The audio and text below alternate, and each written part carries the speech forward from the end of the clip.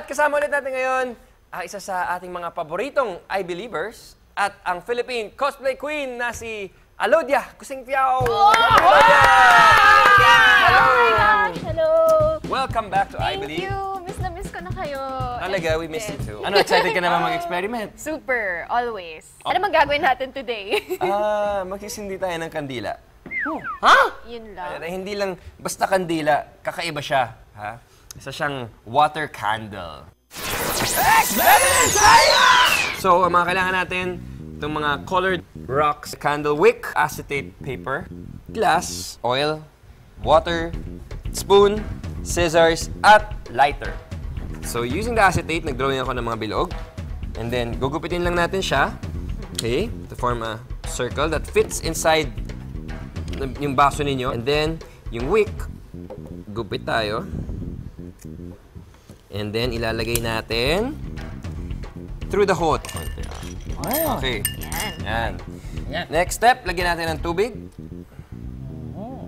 Kasi water candle nga eh. Power naman. Wow. And then, 3 tablespoon ng oil.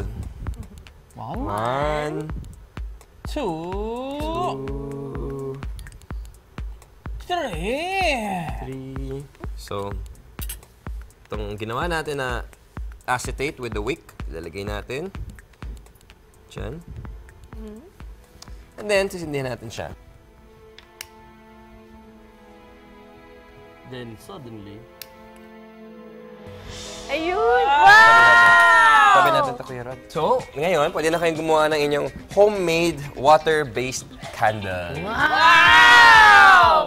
I believe! Tulad ng tubig, ang oil at plastic sheet ay transparent materials that allow light to pass through. At dahil tumatagos ang ilaw, ang mga bagay sa likod ng transparent objects ay nakikita natin. Sa experiment na ito, kahit patong-patong ang 3 bagay, tumagos pa rin ang ilaw sa plastic sheet, oil, at tubig.